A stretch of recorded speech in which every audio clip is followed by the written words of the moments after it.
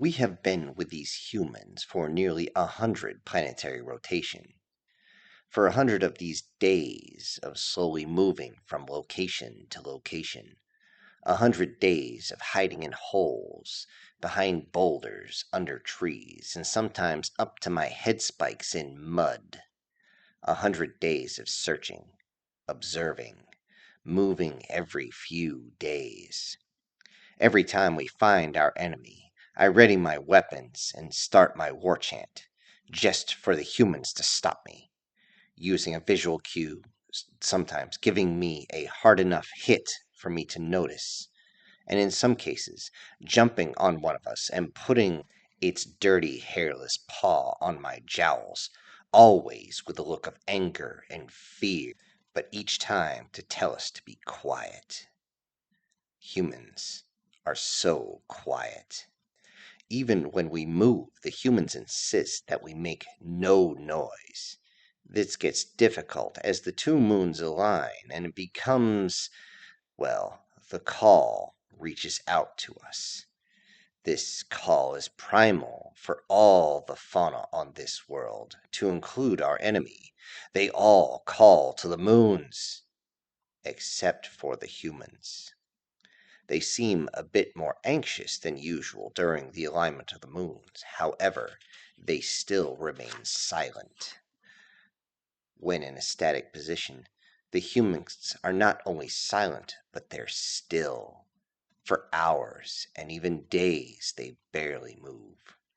We try to emulate these creatures, but our bodies require movement. Our muscles throb in pain, and our joints begin to stiffen, making them very painful after only a few hours. It is the same with our enemy, and this seems to be what the humans wait for. Observing the humans, they seem to take notice of every little movement, every twitch of grass, every shimmer of water, every movement in the foliage. When they see it, they take note. Staying a full day before sending a message, only activating their communications equipment long enough to send the information, they say to not get caught.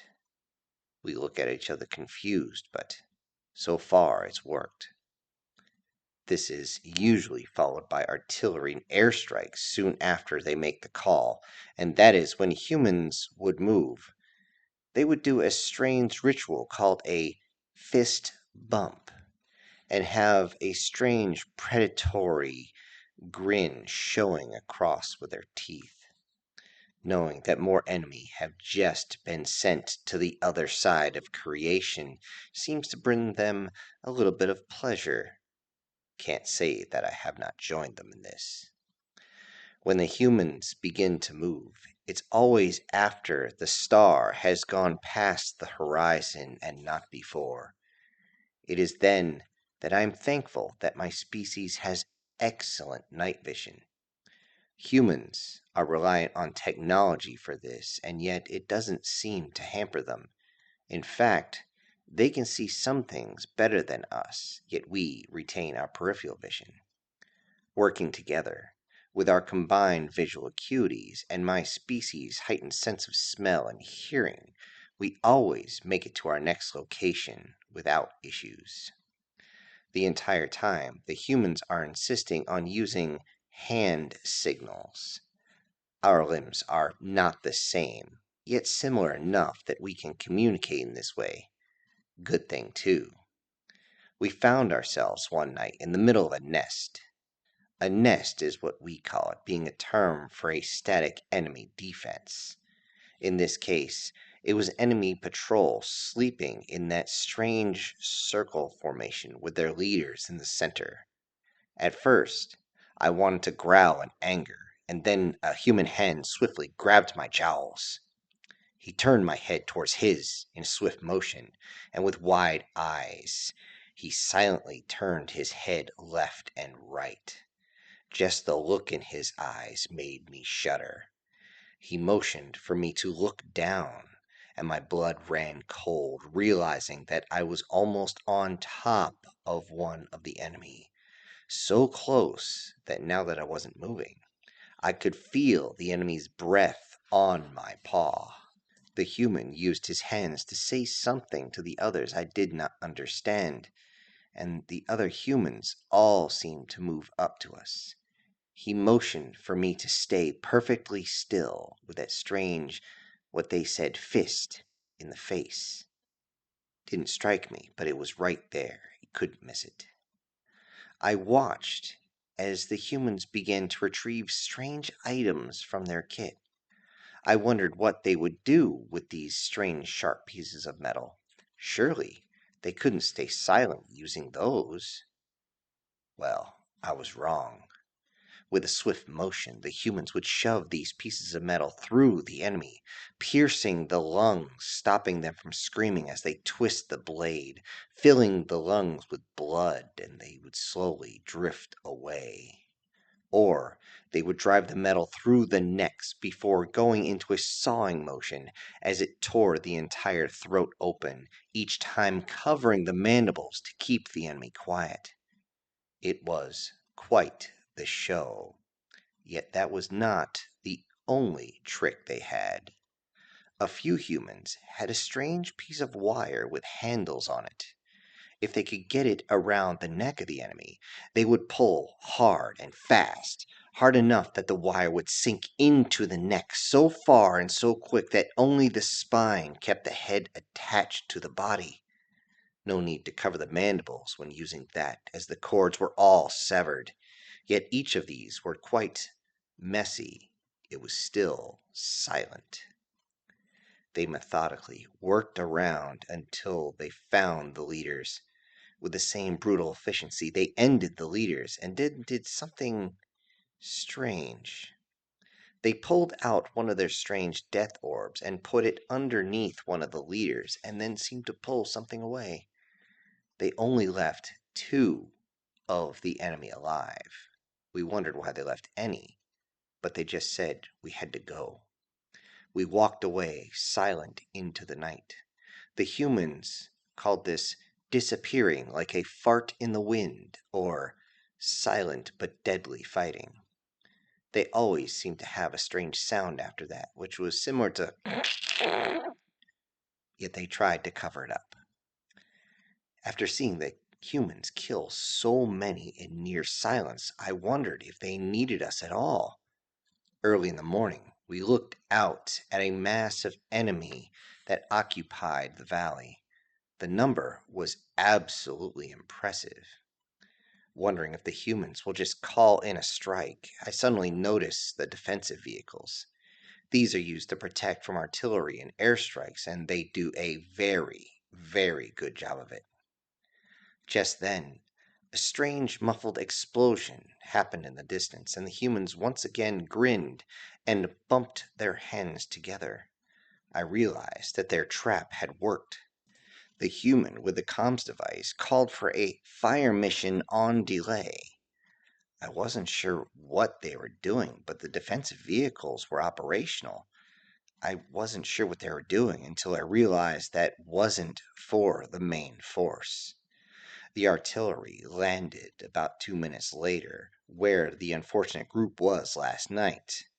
I realized what they had done as they had baited them in, using the explosion to draw another full column of the enemy that way, and then they would be right in the kill zone. You sneaky little. The humans then turned to us and said it was time for us to get in this fight. Yet when we started our war chant, the human next to me grabbed me by the shoulder, spun me, and said, "Not yet. Follow me." I had thought that we would simply run down this hill at the enemy. Instead, here we were, crawling down it like legless reptiles, and eventually we reached the bottom, which was a river. The river itself was deep and narrow, but it was not fast, and once across, the humans start removing their excess gear, saying, "It would just slow us down." We then heard something else in the water. Another group had reached us. At first I was worried it was an enemy, but no. The humans would have started shooting those strange ballistic weapons. No, this was another one of our groups. and then another, and another. Many looked completely out of energy, as though they had not slept in several solar rotations. This was crazy.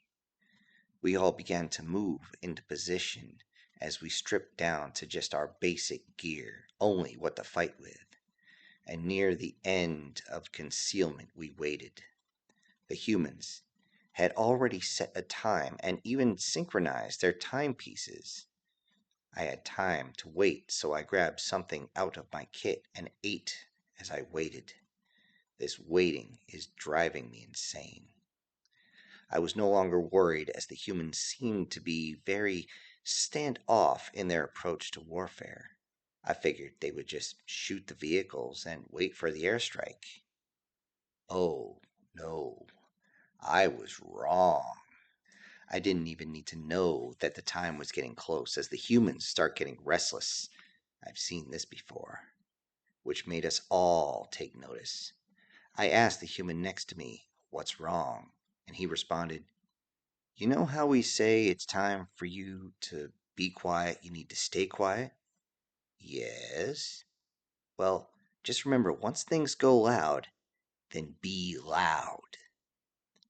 I didn't understand this, as he looked at his timepiece, and with a sudden burst of movement, they all raised their hands from their back, moved towards the front of their bodies, waving their hands over their heads to the front, keeping all their digits lined up, and together they pushed forward. And then, as heavy weapons began to fire to cover their approach, we all burst through the foliage with all guns blazing.